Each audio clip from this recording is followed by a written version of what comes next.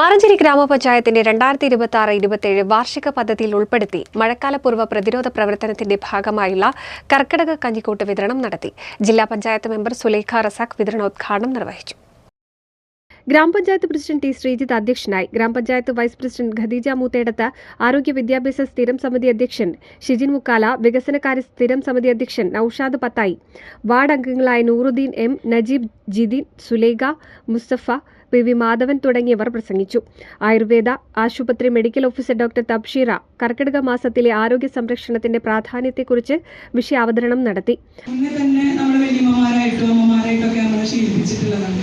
അപ്പോൾ എൻ്റെ കുട്ടിക്കാലത്തൊക്കെ എന്തായാലും 10 ദിവസം നിർബന്ധമായിട്ടും രാവിലെ കഞ്ഞി കുടിച്ചോളണം. അത് പറ്റുമ്പോൾ പറയാൻ നമ്മളോട് ഒരു കൊല്ലത്തിനുള്ള രോഗപ്രതിരോധത്തിനുള്ള ഒരു കഞ്ഞിയാണിത്. നിരവധി ഔഷധ സസ്യങ്ങളുടെ ഗുണങ്ങളും അതേപോലെ തന്നെ നല്ല ധാന്യങ്ങളും ചേർത്തിട്ടുള്ള നല്ലൊരു കർക്കിടക കഞ്ഞി കുടിക്കുക എന്നുള്ളത് നമ്മൾക്കൊക്കെ കിട്ടിപ്പോയിട്ടുണ്ട്. പക്ഷെ ഇനി വരുന്ന തലമുറയ്ക്ക് ഈ അധ്യക്ഷ പറഞ്ഞ പോലെ ഈ കർക്കിടകം എന്താണെന്നോ അല്ലെങ്കിൽ കഞ്ഞി എന്തെന്നോ അറിയില്ല. അപ്പൊ അതൊക്കെ ഈ പുതിയ തലമുറക്ക് മനസ്സിലാക്കി കൊടുക്കാൻ വേണ്ടിയിട്ട്, ഇത്രയും കഞ്ഞി നല്ലതാണെന്ന് മനസ്സിലാക്കി കൊടുക്കാൻ വേണ്ടിയിട്ട് നമ്മുടെ മാറഞ്ചേരി ഗ്രാമപഞ്ചായത്ത് ഈ പ്രൊജക്ട് വെച്ച് അത് നടപ്പിലാക്കി ഇവിടെ വിതരണം ചെയ്യുകയാണ്.